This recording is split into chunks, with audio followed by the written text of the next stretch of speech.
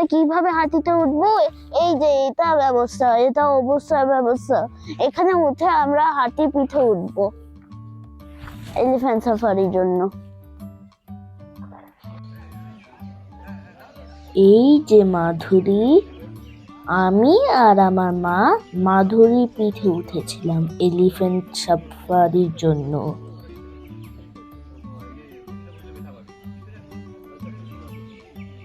এই যে আপনারা দেখতে পাচ্ছেন, আমরা সেই ছাদ থেকে আমরা উঠছি।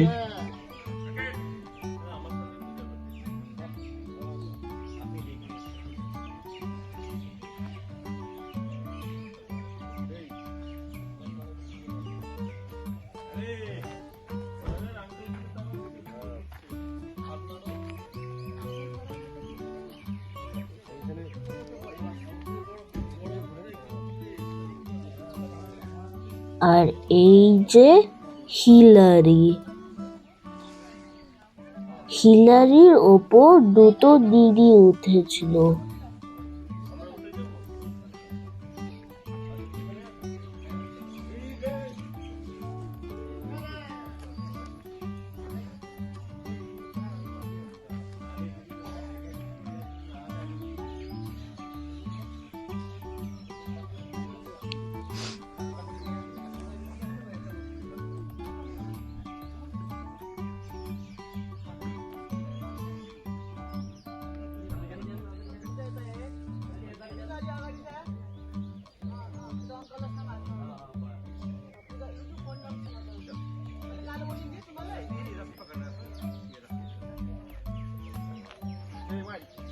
আর এই যে জেনি,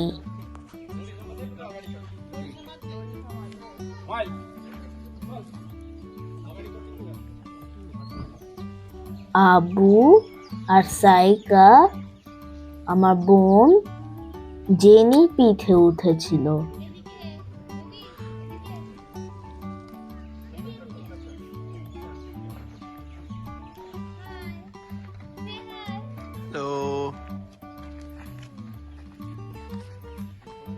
টাটা, বাই বাই। এই বছর জানুয়ারি মাসের ছুটিতে আমরা সবাই মিলে বেড়াতে গিয়েছিলাম নর্থ বেঙ্গল।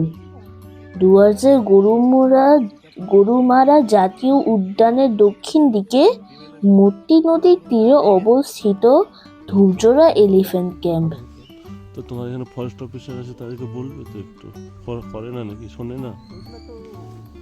ধূপজোড়া ক্যাম্প থেকে হাতির পিঠে চড়ে গরুমারা জঙ্গলের গভীরে সাফারি করার ব্যবস্থা আছে। ওরা এসে ভালোই বুঝি।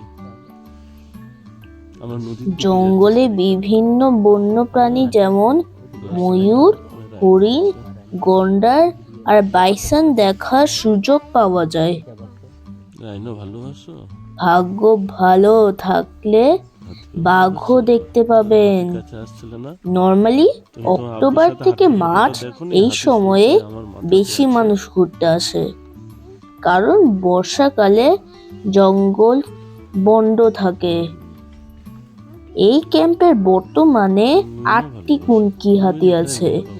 এদের নাম হলো সূর্য, চিত্রারানী, তিস্তারানী, মতিরানী, শিলাবতী, যুবরাজ, হিলারি, মাধুরী, জেনি। এই এলিফ্যান্ট ক্যাম্প তারও একটা জিনিসের জন্য বিখ্যাত, সেটা হলো গাছবাড়ি বা ট্রি হাউস। জঙ্গল সাফারি মূলত দিনে 3 বার হয়, সকালে 6:30 থেকে 7:30 এবং 7:30 থেকে 8:30, আর বিকেলেও একবার হয়। আমরা 7:30-এর টাইম তাই বুকিং করেছিলাম। জঙ্গলের ভিতরে মূর্তি নদীর পাড় থেকে নিচে নামার সময় আর আবার উপরে ওঠার সময় আমাদের সত্যি ভয় লাগছিল, মনে হচ্ছিল এই পড়ে যাব। প্রথমে তো অনেক ময়ূর দেখলাম, ওদের ডাক শুনতেও খুব ভালো লাগছিল।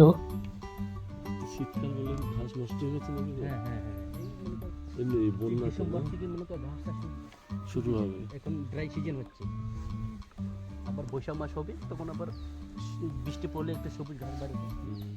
এই সময়টা খাওয়ার ওদের খুব অভাব। হাতি বলেন, গন্ডারে বলেন, বাইসন বলেন, হরিণে বলেন,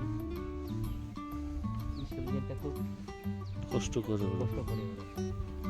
ওই জন্য গ্রামে থেকে বের হয়, কেন ওই যে কলা গাছ খাইতে, ইয়ে খাইতে, ধান খাইতে বার হয় জঙ্গলি হাতিগুলা, আমাদের বনের হাতিগুলা। আর বাইসন টাইসন কোনো সময় বের হয়, ওরা চলে আসে। গন্ডারগুলো তো যায় না, ভয়ে জঙ্গলে থাকে।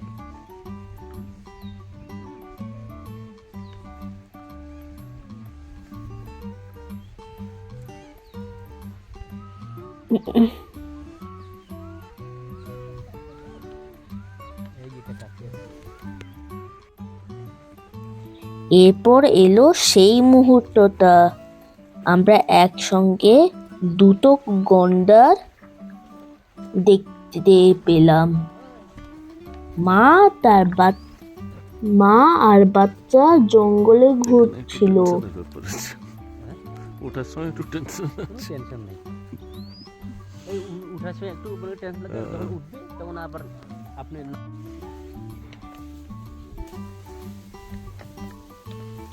হাতি দেখে তারা মনে হয় ভয় পেয়েছিল।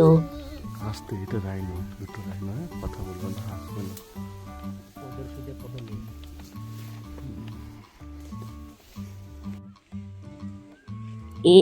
এরপর হঠাৎ শুনতে পেলাম বাঘের গর্জন। রাইনো দেখো কি হলো। আমরা তো খুবই এক্সাইটেড ছিলাম।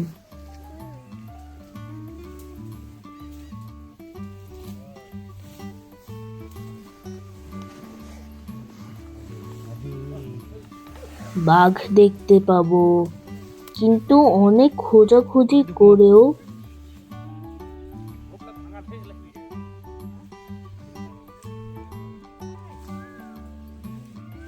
কি করলো লেপার্ড? লেপার তখন দেখছিলাম।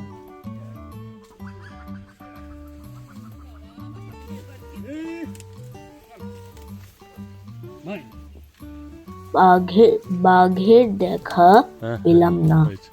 ওদেরকে নিয়ে আচ্ছা, ঠিক আছে।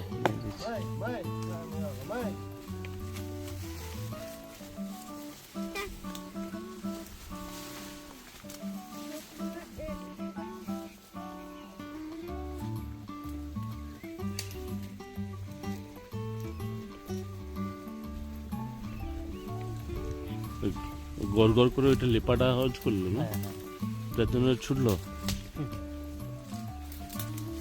মিটিং চলছে তো ওদের। একটু আপসেট হয়ে গেছিলাম, মিটিং কিন্তু বাকি যা কিছু দেখেছিলাম তা দেখে খুবই আনন্দ পেয়েছিলাম। বাইসন, তারপরে এই সময় পশু পাখিগুলো ফেব্রুয়ারি মাস থেকে শুরু হবে, ফেব্রুয়ারি মাস। না বর্ষার সময় বাচ্চা কাচ্চা হবে, বুঝছো? হ্যাঁ, বর্ষার সময় বাচ্চা কাচ্চা হবে, তখন হয়তো সত্যি হাতির পিঠে ওঠা জঙ্গলের সাফারির আনন্দটাই আলাদা।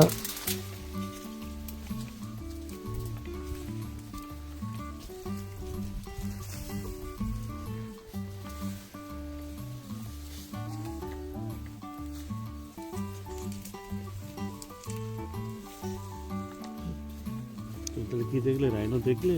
রাইনোসরাস কেমন হয় দেখতে? সারিকা, তোমার ছোট ছোট বইতে আছে? আচ্ছা, তা তুমি এমনি আজকে দেখলে তো সত্যিকারের রাইনো কেমন দেখতে হয়? টিপিটি চাইয়ে দেখতে লাগে, তুমি ছুটছিল দেখলে? যেমন আওয়াজ দিতে ফেরার সময় নদীর তীরে বাঘের পায়ের ছাপ দেখতে পেয়েছিলাম। খাবার দিন দেখতেছি ভাই লাগে।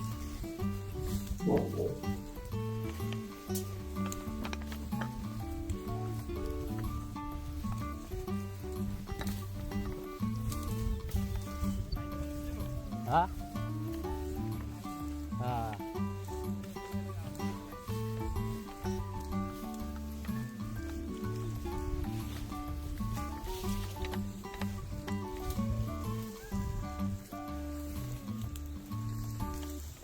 আমার বোনু সবচেয়ে গাছে বেশি থাকে। আনন্দ পেয়েছিল মাটিতে বন্য শুয়োর দেখে।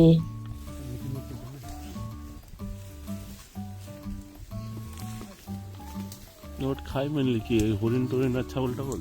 হরিণ তো হরিণ খায়, ওই যে গ্রামে গরুগুলো আছে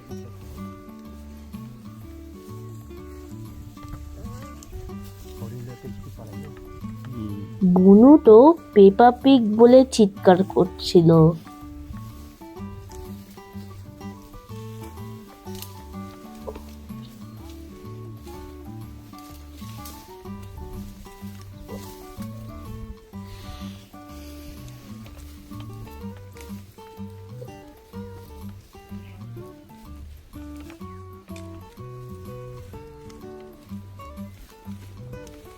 এখানে ছেড়ে দিই। আপনারা দেখতে পাচ্ছেন আমরা ফিরতে পাচ্ছি সেই জঙ্গলে।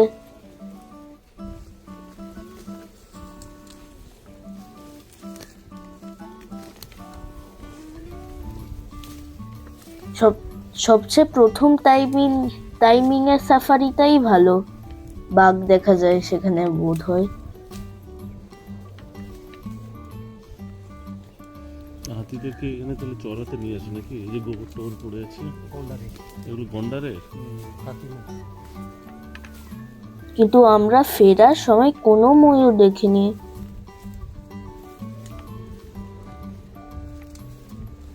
দিদি নিচে নিচে লক্ষ্য করতে, হ্যাঁ হ্যাঁ। লেপার দেখা যায়, নিচে নিচে লেপার্ড।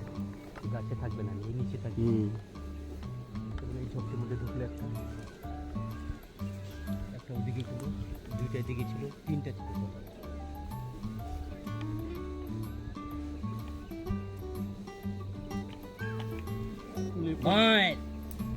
লেপার্ড দেখা খুব টাফ। এই যে অনেক ধরনের গাছ আছে, চুপ করে থাকে। এমন আশ্চর্য গাছ আমরা কখনো দেখিনি।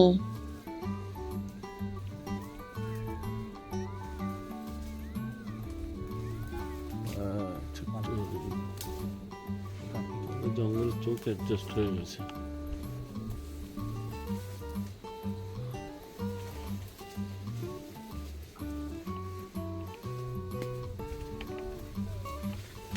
এই কি আওয়াজ করলো? মা আইলা রে। ও গ্যাস বের করছে। আচ্ছা।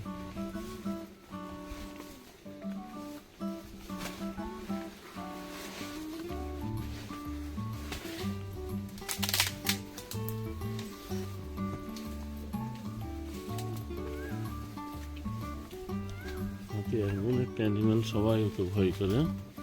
আর সে হাতিকে তোমরা পশু বানিয়ে ফেলেছো। কম তো কষ্ট হয় না।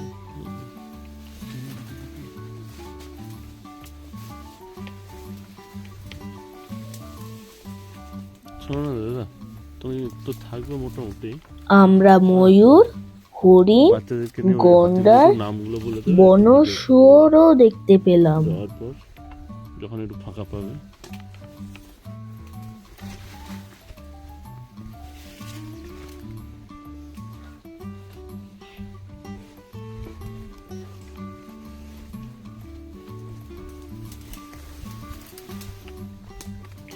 শুধু বাঘ দেখা হলো না,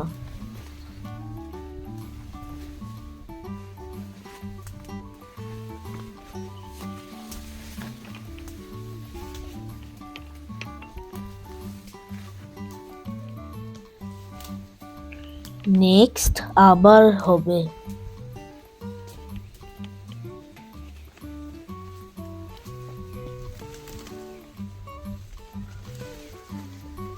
बीच में ढूंढता है। মেঝের দিকে তাকাও, মানে মাটির দিকে তাকাও, দেখতে পেলে মাটিতে দেখতে পাবে।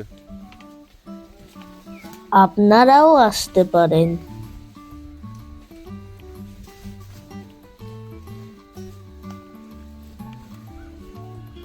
মিস করেছে প্রথমটাই নিতে হতো।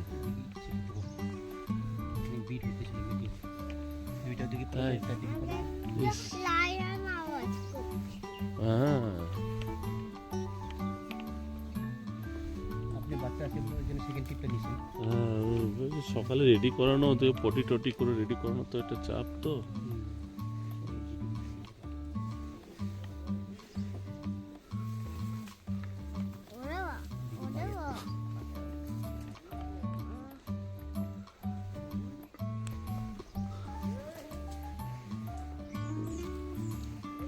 আর শেষ পাঠ এর সময়ে দারুণ লেগেছে। কি সুন্দর হাতি তার সুর দিয়ে সব কাজ করে আর ভদ্র বাচ্চার মতো সব কথা শোনে।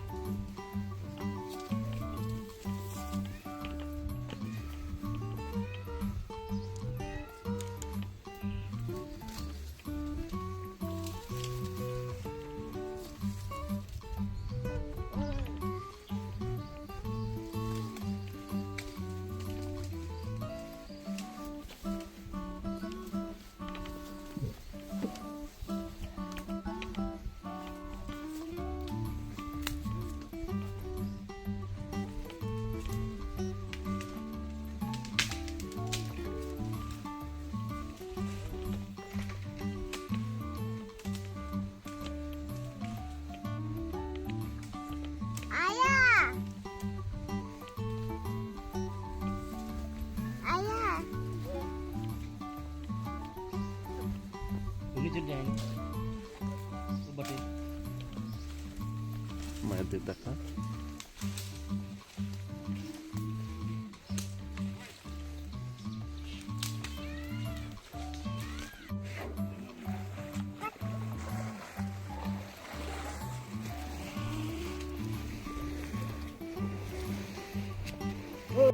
তারপর তাড়াতাড়ি চলে যাবে। এই যাবে না, এটা দিবে। থ্যাংক ইউ মাধুরী, হিলারি আর জেনি। থ্যাংক ইউ তিনজনকে সো তিনটে দিতে মাচ। হতো তো। না ওর ভাগ করে নেবে, যাও না। এই ও মাঝেরটাই যা সারিয়ে এইদিকে। এই পড়ে গেছে। তুলে নাও তুলে নাও। আমি ফটো তুলছি, তুমি ভিডিও করো নাকি? তুমি ফটো তুলছো? না আমি ভিডিও করছি। একটু দাঁড়ান না, একটা ছবি তুলে নেবে। দাঁড়া বাবু, সারিয়ে